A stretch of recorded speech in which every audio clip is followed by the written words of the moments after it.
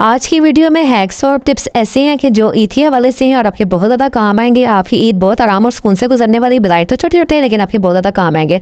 बिस्मिल्लाहिर्रहमानिर्रहीम। अस्सलाम वालेकुम। बढ़ते हैं टिप नंबर 1 की तरफ। करना क्या है, घर में आम हालात में तो जो चम्मच होते हैं वो कहीं ड्रामे पड़े होते हैं, कहीं कहीं रखे होते हैं, कहीं स्टैंड में रखे होते हैं। आपने क्या करना है, घर में जितने छोटे बड़े चम्मच पड़े हुए हैं ना, इधर उधर ड्रामे रखे हुए हैं, जहाँ कहीं भी रखे हुए हैं, आपने उन सारों को इकट्ठा कर लेना और इकट्ठा करके आपने इनको वॉश करना है। वॉश करने के बाद आपने इनको किसी कॉटन के कपड़े से या फिर फाइबर टॉवल से ना इनको अच्छी तरह खुश्क कर लेना है। और खुश्क करने के बाद आप जिसमें इसे रखती हैं उसमें रख लें। उसके बाद कटलरी का जो होता है सामान, जैसे कि नाइफ़ वगैरह हमारी हो जाती हैं, वो हमारी तेज़ नहीं होती, तो हमने क्या करना है, उनको पहले से ही तेज़ करके रख लेना है। अगर आप घर में कर सकती हैं तो घर में कर ले, नहीं तो बाहर से करवा के रख लें। तो ये सारे, क्योंकि ये चीज़ें काम बहुत ज़्यादा आती हैं और हमें एट अ टाइम अगर ना हुआ हो ये काम तो हमें बहुत ज़्यादा परेशानी का सामना होता है। तो इसके बाद जो आपको मैं एक बात बताती हूँ वो ये है कि इन स्पून्स को आपने बहुत ऑर्गेनाइज करके रखना है। और इन जो हम स्पून्स सेट बना बना के रखेंगे ना, उनको या तो आप किसी कपड़े से लपेट के रखें, तो या फिर आप ऐसा करें कि इन सारी स्पून्स को ना जो सेट बना बना के ना आप इनके ऊपर रबर बैंड चढ़ा दें, ताकि ये बार बार आपके हाथ में ना आए, बिखरे ना। और इसके बाद जो आम इस्तेमाल के चम्मच है वो 4 5 6 चम्मच जो है वो आप यूज़ के लिए रख लें, बाकी सारे संभाल के रख दें। तो टिप नंबर 2 क्या है, वो भी आपके लिए बहुत ज़्यादा काम आने वाली है कि अक्सर हमारे घर में दावत वगैरह होती है तो हमें टिक्का स्टिक्स वगैरह की ज़रूरत होती है, चाहे वो लकड़ी की हो चाहे वो आयरन की हो। तो उनको भी आपने निकाल के संभाल के रख लेना है। और जहाँ पे आपने रखना है उनको शॉपर में बंद करना है तो शॉपर में बंद करें। अगर कोई आपके पास स्पून होल्डर है तो उसमें रख लें। तो ये देखिए यहाँ पे मैंने सारे टिक्का स्टिक है, अक्सर हमें सिजलिंग वगैरह करनी होती है तो ये टिक्के वगैरह लगाने होते हैं इसमें, तो ये सारी चीज़ें हमारे बहुत काम आती हैं। तो इनको भी मैंने वॉश करके अच्छी तरीके से एक जगह, अगर घर में है तो ठीक है, नहीं है तो आप इनको भी बाज़ार से मंगवा के रख लें, लेकिन अगर घर में है तो उनको वॉश करके एक जगह सारी इकट्ठी कर लें और इनको एक साइड पर अपनी जहाँ पे ऐसी ड्रॉ में रखना है जो आपकी नज़रों के सामने हो। आपने रख के भूल नहीं जाना, बल्कि आपने इनको अपनी नज़रों के सामने रखना है, इन होल्ड रखना है आपने, ताकि आप जिस वक्त आपको इसकी ज़रूरत हो तो ये आप निकाल सकें। भी जो है वो बहुत ज़्यादा काम की है। तो इस तरह की जो नाइफ्स वगैरह होती हैं अक्सर खुली पड़ी होती हैं, तो आपने इनके साथ क्या करना है, इनको खुला नहीं छोड़ना, क्योंकि हमने इनको काफ़ी ज़्यादा शार्प किया हुआ है, तेज़ किया हुआ है, तो उसको भी साफ़ करके रखना होता है। तो इन छुरियों की, चाकुओं की बहुत ज़्यादा ज़रूरत पड़ती है, तो ये आपने लाजमी काम करके रखना है। और इनको, क्योंकि हमने छुरियों को, चाकुओं को तेज़ किया हुआ है, तो आपने इनको बच्चों की पहुंच से लाजमी दूर रखना है। और आपने भी जब कटिंग करनी है ना तो वो भी बड़े तरीके से करनी है, ताकि एक छुरी जो है वो नॉर्मल यूज़ की जो है ना वो आपने सामने रखनी है। और इसके बाद आपने इनको कोई रबर बैंड या फिर किसी ऐसी मजबूत चीज़ से ना आपने इनको रखना है संभाल के। तो चलिए टिप नंबर 4 की तरफ बढ़ते हैं। अब ये छुरियाँ आपने एक और काम भी कर सकते हैं कि यहाँ पर जो हमारे घर में अक्सर स्ट्रॉ वगैरह आ जाते हैं जूसेस वगैरह के साथ, जब हम ऑर्डर करते हैं तो, या फिर हमारे बॉटल्स वगैरह के जो स्ट्रॉ होते हैं, आपने इनको कट करना है। और कट करने के बाद आपने हिफाजती तौर पर ना आपने इन छुरी चाकुओं के जो, जहाँ पर धार तेज़ होती है, जहाँ पर छुरियाँ जो कटिंग करती हैं उस जगह पर आपने इनको चढ़ा देना है। इन चीज़ों का बहुत ज़्यादा ख्याल रखना है। अच्छा जी, जो हमारी नेक्स्ट टिप है ना वो भी आपके बहुत ज़्यादा काम आएगी और आपके लिए बहुत ही ज़्यादा यूज़फुल होगी। तो उसके लिए मैंने क्या किया है, उसके लिए मैंने जितने भी है ना कटर वगैरह वो भी मैंने इकट्ठे करके रख दिए हैं कि अगर मुझे कोई वेजिटेबल वगैरह या कोई कटिंग वगैरह अचानक से जल्दी से करनी पड़ जाती है, टिक्के वगैरह पकड़ने के भी कैचर होते हैं इस तरह के, तो ये भी मैं अपनी नज़रों के सामने रखूँगी, ताकि ना मुझे एट ए टाइम ना मुझे ढूंढना ना पड़े, और मैं जब कभी मुझे इनकी ज़रूरत पड़े तो मैं इनको फ़ौरन से अपनी तलाश कर लूँ और इनको अपने सामने रख लूँ। और अब जो है वो नेक्स्ट टिप भी बहुत ही ज़्यादा अच्छी है। टिप नंबर 6 है ना, क्योंकि जब हम घर में दावत करते हैं तो हमें नए रुमालों की ज़रूरत पड़ती है। और अगर आपके घर में रुमाल वगैरह हैं और अच्छी हालत के हैं तो आप उनको वॉश करके रख लें और उनको साफ़ सुथरा करके उनके जो किनारे होते हैं ना रुमालों के, उनको आपने या तो पीको करवा लेनी है या फिर उनको सिलाइयों से आपने इनको बंद कर देना है इनके किनारे, वरना धागे लटकते हुए बहुत बुरे लगते हैं। तो आपने ये सारे जो रुमाल हैं, टॉवल हैं, जो हमें ज़रूरत पड़ती है दावतों में, ईदों में, तो ये हमने सारे इकट्ठे करके रख देने हैं। और इनको आपने क्या करना है, एक शॉपर ले लेना है, क्योंकि बाज़ों का ये होते हैं ना, ये पुराने रुमाल भी हमारे काम आ रहे होते हैं, तो इनको इनकी भी ख़ास ज़रूरत है कि इनको भी अपने वॉश करके अच्छे से सोडा वगैरह डाल के, डिश वॉशर डाल के, इनको पका के अच्छी तरह साफ़ सुथरा करके आपने रख लेना है। आप चाहें तो किसी बॉक्स वगैरह में रख लें, नहीं तो शॉपर तो सब घरों में होते हैं ना, तो आपने इनको शॉपर में रख लेना है। क्योंकि शॉपर में रखने से ना कोई गंदगी डस्ट वगैरह लगेगी और ना ही कोई कीड़ा मकोड़ा इन तक पहुंच पाएगा, और हर किस्म की गंदगी से भी ये महफूज रहेंगे। और इनको हमने किसी अलमारी में, कबर्ड में अपनी नज़रों के सामने ही रख देना है। इस तरह आपने गिरा लगा देनी है और बस आपने ये आपका काम जो है ना, इस तरह आपकी टाइम की बचत हो जाएगी और आपका काम भी हो जाएगा। तो टिप नंबर 7 में क्या है, टिप नंबर 7 में ये इस तरह के शॉपर हमारे घर में होते हैं।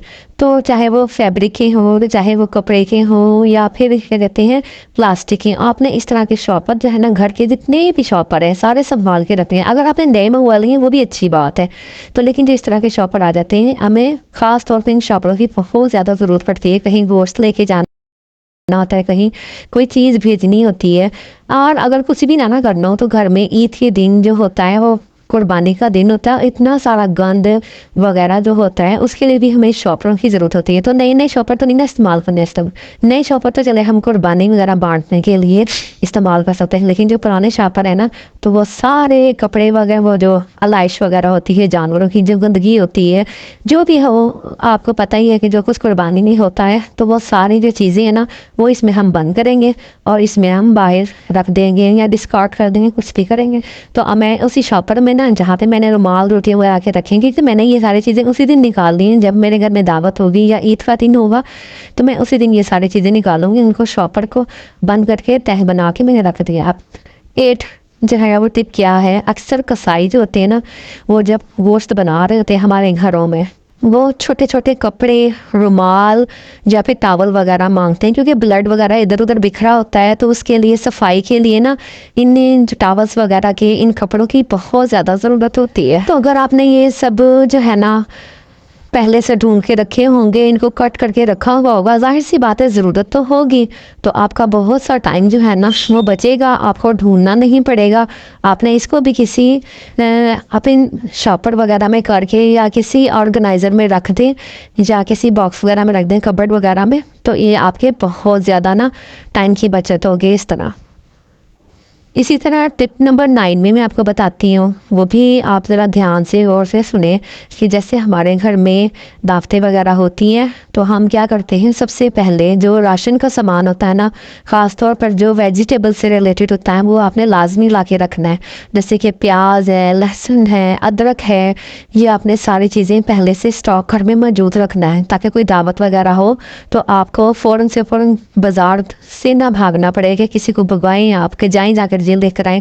तो इस तरह गर्मी भी बहुत ज़्यादा है, तो सबका निकलना भी बहुत मुश्किल होता है, फिर कुर्बानी की वजह से सब थके भी होते हैं, तो कोई भी ये काम करने के लिए तैयार नहीं होता। तो आपने लहसुन अदरक का पेस्ट बना के पहले से पहले ही रख लेना है फ्रिज में। आपने जो प्याज है उसको भी ब्राउन करके अगर रख सकते हैं तो रख लें। और एक बात और मेरे ज़हन में आ रही है कि अगर प्याज को आप ब्राउन करेंगी ना, और आपको लगता है कि जैसे कि ये क्रिस्पी होनी चाहिए, तो आप जब प्याज को ब्राउन करके रखेंगी तो उसके अंदर ना आप नमक ज़रूर डाल दीजिएगा। तो इस तरह जो है ना आपकी जो प्याज है वो ब्राउन हो जाएगी और क्रिस्पी क्रिस्पी होगी, गोल्डन ब्राउन। तो ये चीज़ें जो है ना, ये आपने ज़रूर करके रखना है काम। तो इस तरह आपका बहुत सारा जो है ना टाइम बचेगा, और आपकी जो ईद जो है ना वो बड़े वैसे सुकून से और बड़े मज़े से गुजरेगी, और आपका जो काम है ना वो भी कम हो जाएगा। आपको बहुत सारी चीज़ें जो है वो रेडी मिलेंगी, और आपको बार बार जो है ना इन चीज़ों के लिए बैठना नहीं पड़ेगा, गर्मी नहीं, पसीना नहीं आएगा। तो ये सारी चीज़ें हैं जिसको आपने बहुत ज़्यादा ख्याल रखना है। होपफुली आपको वीडियो अच्छी लग रही होगी और आपके काम भी बहुत आ रही होगी, तो आप लोग जल्दी से मेरे चैनल को ना सब्सक्राइब ज़रूर कर लीजिए। टिप नंबर 10 की तरफ बढ़ते हैं। टिप नंबर 10 में क्या है कि जब हमारे घर में कुर्बानी हो, गोश्त हो, तो हर तरफ ना मक्खियाँ बहुत ज़्यादा होती हैं। तो आपने एक काम करना है, उस दिन लाजमी जितनी भी बास्केट है, टप है जिसमें आपका गोश्त वगैरह रखा हुआ होगा, या फिर सब्जियों वाली बास्केट्स होती हैं, आपने थोड़ा सा सिरका लेके कपड़े में लगा के उनके किनारों पे लगा देना है। तो इससे क्या होगा कि मक्खियाँ करीब नहीं आएंगी।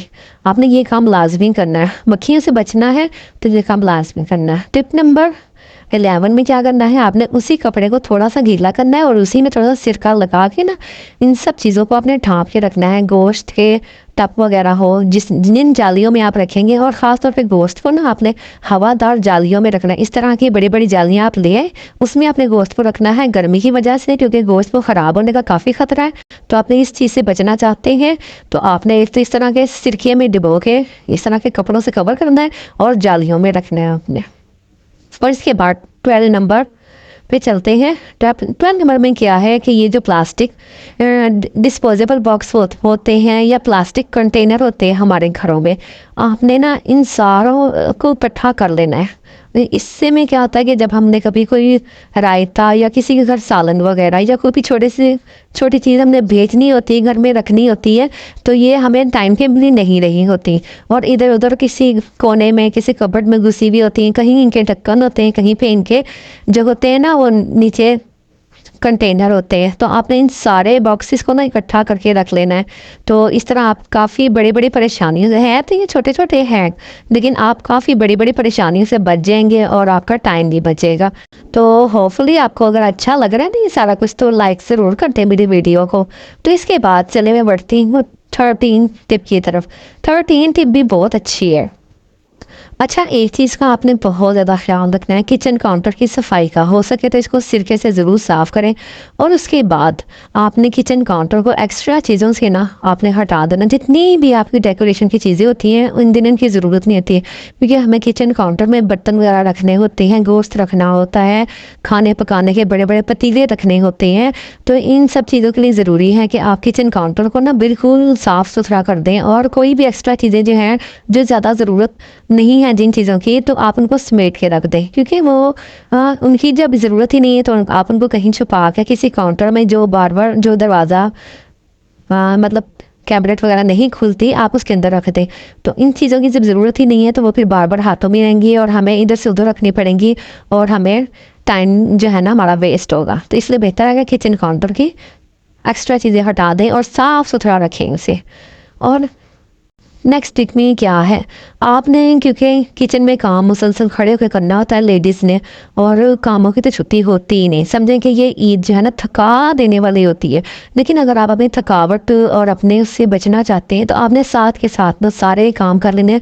आपने किचन को मैसी नहीं होने देना, आपने बर्तन नहीं इकट्ठे होने देना, क्योंकि सबसे ज़्यादा बर्तनों का जो होता है ना वो रोला होता है। तो बर्तन जो होते हैं ना वो आपने साथ के साथ धोते रहना है। वॉश अगर आपके घर में मेड लगी है तो बहुत ही अच्छी बात है, उसको बर्तनों पर ही मुसलसल लगाए रखें ताकि जब कभी आपको नेक्स्ट बर्तन की ज़रूरत हो आपको साफ सुथरा नीट क्लीन बर्तन मिले। आपने ये नहीं होना कि परेशान नहीं होना कि जी बर्तन इकट्ठे करते जाएं। इससे जो है ना किचन मैसी होगा। गर्मियाँ की वजह से ना मक्खियाँ और ये जो दूसरे जो कीड़े मकोड़े होते हैं वो भी इसमें आएंगे। तो आपने सिंक को भी साफ़ सुथरा और नीट क्लीन रखना है ताकि इसमें कोई वो गोश्त वगैरह जब आपने वॉश करना ना तो इसमें ज़र्रात वगैरह ना आ जाए, बल्कि आप इसमें कोई जाली वगैरह बना के ऐसी रख दें कि जिसकी वजह से ना इसमें सेवरेज का जो सिस्टम है वो ख़राब ना हो। तो ये सारी चीज़ों का आपने लाजमी ख्याल रखना। ये नहीं कि जल्दी जल्दी में छिचड़े वगैरह सारे इसमें जा रहे हैं, कुछ नहीं होता, तो ये फिर बड़ी परेशानी बन सकती है।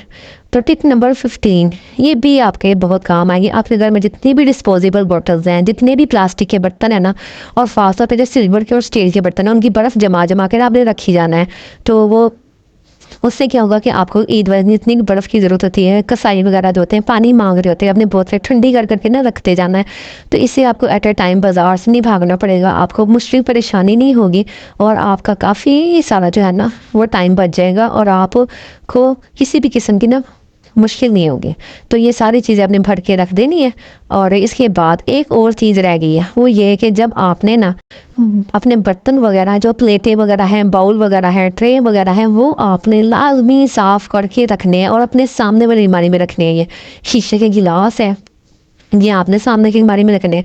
जितने भी शीशे की क्रॉकरी है आपने इस तरह रखनी है, अपने अंडर रखनी है ताकि टूटने का खतरा कम से कम हो। और जितनी प्लेटें वगैरह इस्तेमाल होनी है वो भी आपने इन होल्ड रखनी है ताकि आपकी पहुंच के नज़दीक हो। मसाले वगैरह जितने हैं वो आपने ग्राइंड करके बना के रख लेने हैं साफ़ सुथरे करके, और ताकि आपको कम से कम किचन में खड़ा होना पड़े कि कम से कम आपका जो है ना वो टाइम वेस्ट हो और आपका हर काम जो है ना हुआ वो हो टाइम पे।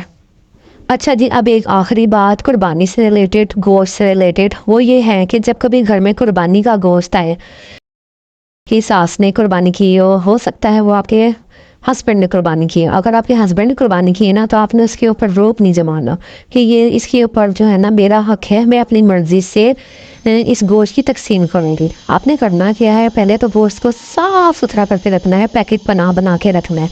दूसरे, ये आपके घर में जो बड़े मौजूद हैं, आपकी सास हैं, आपकी कोई बड़ी बहन मौजूद है, तो आपने उनके हवाले करना है। बड़े जो होते हैं ना, वो बड़े तरीके से ये तकसीम करते हैं। ये ना हो कि वो तकसीम कर रहे हों तो आप कहें कि मेरे जो सबसे बड़ी रान है ना वो मेरे घर वालों के लिए है, तो ये सबसे अच्छी बोटी है वो मेरे घर वालों के लिए है। तो इससे क्या होता है, इंसान एक जो है ना वो गैर इखलाकी सी हरकतें रखती हैं। तो आपने इस तरह की हरकतें बिल्कुल भी नहीं करनी, उनके हवाले कर देना है और उन्हीं से कहना है कि इसकी जो है ना इसको डिवाइड करें। और गोश्त जो मैं आपको बता दूँ वो कभी ख़त्म नहीं होता, हर एक के घर में अच्छे से अच्छा मौजूद होता है।